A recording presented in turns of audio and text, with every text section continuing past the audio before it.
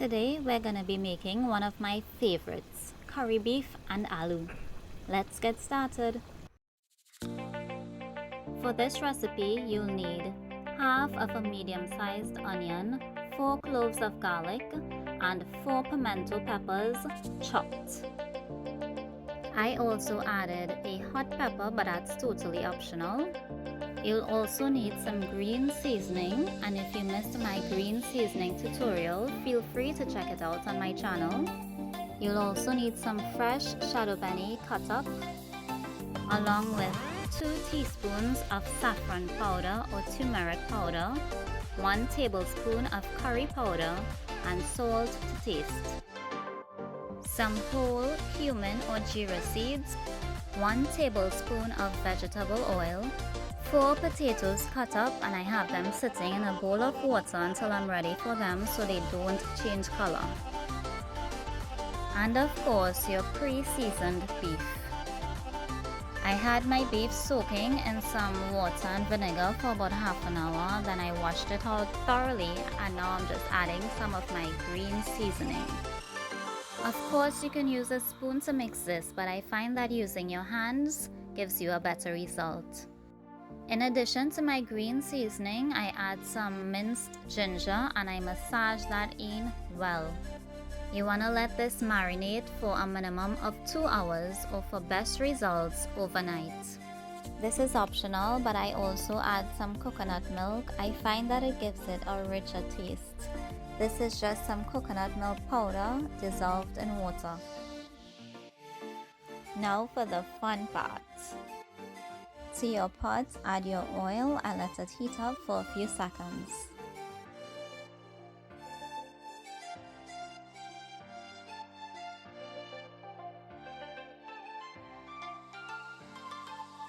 Next, add your jeera seeds and let it brown. This should take about a minute.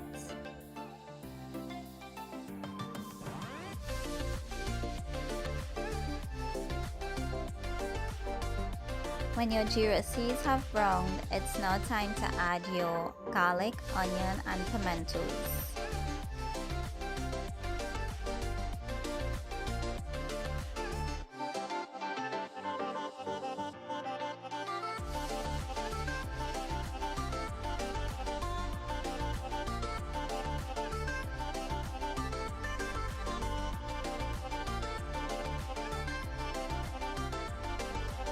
Saute this for about a minute and then add in your turmeric powder and curry powder and mix.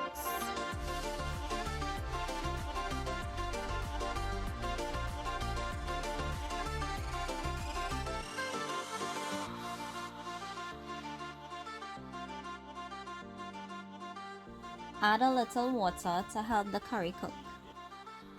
Now here's where you make or break your curry, so don't rush it. Your curry has to be cooked properly before adding your meat.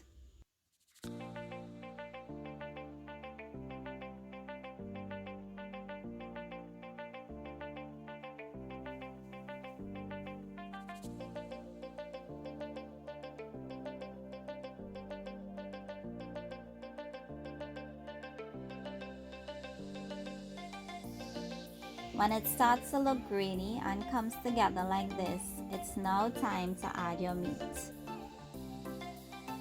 Add your beef and mix well so that each piece of meat gets coated with that delicious curry.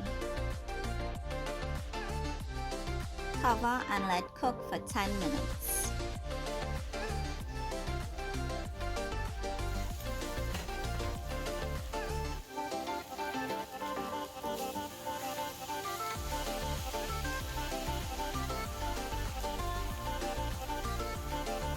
Now that the liquid has evaporated, you can go ahead and add your coconut milk. If you are not a coconut milk fan, then you can replace this with water. But trust me, the coconut milk really makes a difference. Cover and let cook for 15 minutes.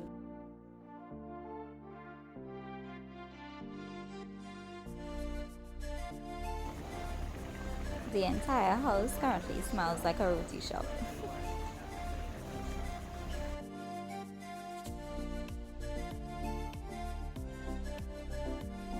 it's time to season the pot. So I added a little bit of my green seasoning.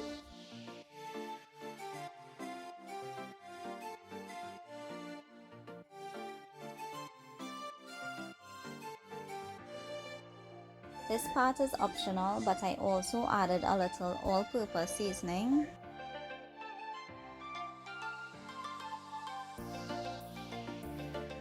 Cover again and let go for 15 minutes.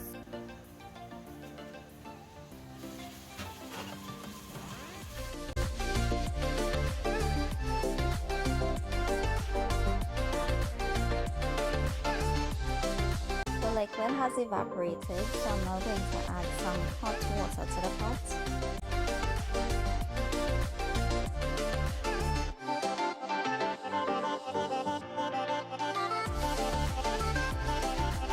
Cover for about 5 minutes to bring to a boil, and then it's time to add our potatoes.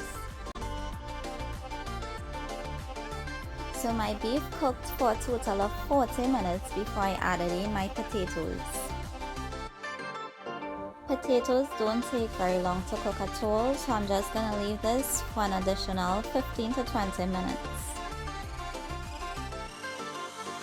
At this point, you'll want to taste for salt and any additional seasoning.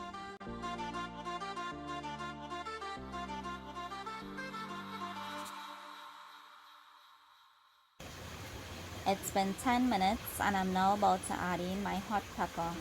This part is optional, but honestly, what is curry without pepper?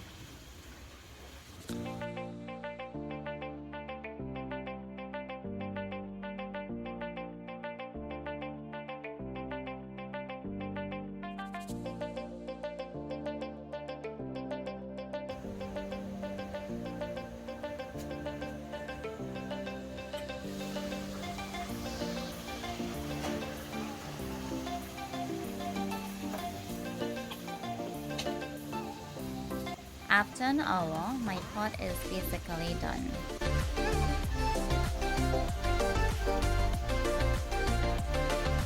I finish it off with some fresh shadow benny or bandania, and then it's time to eat. I remove my hot pepper from the pot, and that's it, a delicious curry beef and aloo.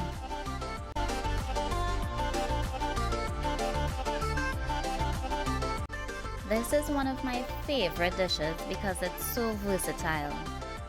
You can have it with rice, or my personal favorite, roti. If you missed my paratha or bus up shot video, feel free to check it out on my channel. I hope you enjoyed this recipe today. Let me know in the comments if you tried it, and don't forget to like and subscribe. Until next time.